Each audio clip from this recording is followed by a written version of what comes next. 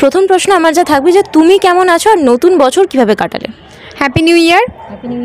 দর্শকদেরকেও জানাচ্ছি happy new year. নতুন বছর দুর্ধর্ষ কাটছে, কারণ নতুন বছরেই আগমনী তিলোত্তমাদের গল্প 8 তারিখ, আগামী 8 তারিখ 8ই জানুয়ারি রিলিজ করছে ক্লিকের অ্যাপে, ক্লিকের প্ল্যাটফর্মে।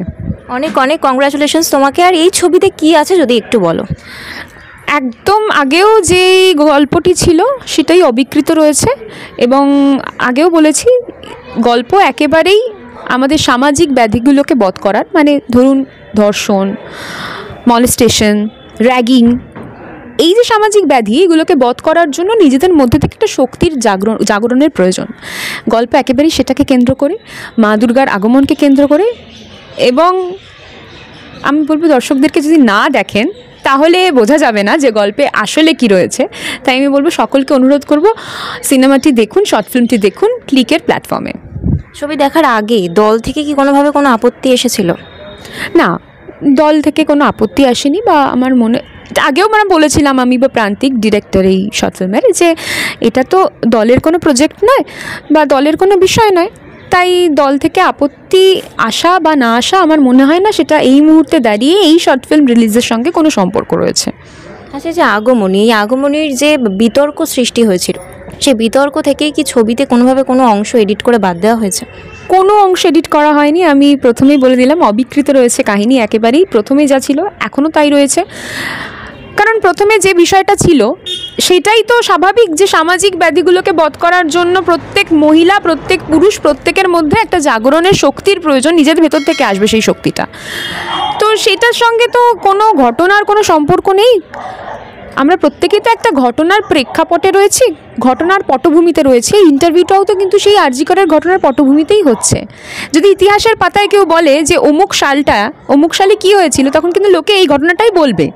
তাই আমার মনে হয় যে কোনো কাহিনী সংযোজিতও হয়নি, সংযুক্তও হয়নি, আবার কোনো কাহিনী এই শর্ট থেকে বাদও পড়েনি। আচ্ছা, এই যে বিতর্ক হয়েছে তারপরেই কি আপনাকে তৃণমূল ছাত্র পরিষদ থেকে বহিষ্কার করা হয়েছে? হ্যাঁ, বিতর্কের পরেই আমাকে তৃণমূল ছাত্র পরিষদ থেকে বহিষ্কার করা হয়েছিল, আমাকে এবং প্রান্তিককে।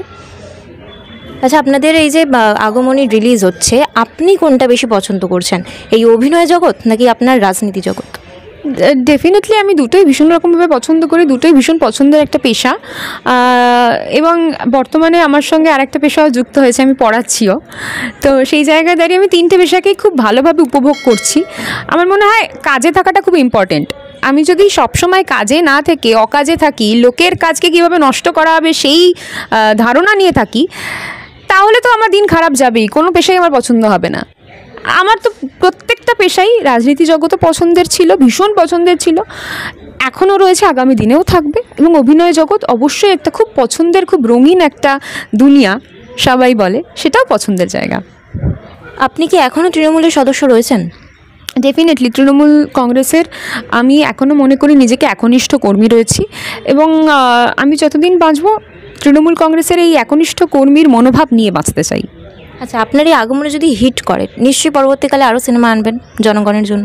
ডেফিনেটলি ইতিমধ্যে আগমনীর যে ট্রেলার ফেসবুক, ইউটিউব, ইনস্টাগ্রাম মিলিয়ে 50,000 পার করে গেছে ভিউয়ার্স। আমি সেই সকল ভিউয়ার্সদেরকে অসংখ্য ধন্যবাদ দিতে চাই, কারণ তারা অনেক দিন ধরে আগ্রহ নিয়ে বসেছিলেন, উৎসুক ছিলেন, এবং অনেকে আমাদের টেক্সটও করেছেন, ফোনও করেছেন। শুধুমাত্র কিন্তু ভারতবর্ষের গণ্ডির মধ্যে নয়, বাইরে থেকেও অনেক ফোন এসেছে যে সিনেমাটা কি আছে, দেখবো আমরা সবাই।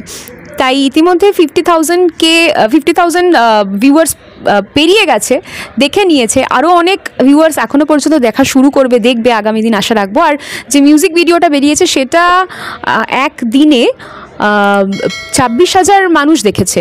তো আমার মনে হয় খুব খুব খুব ভালো একটা বার্তা আসতে চলেছে।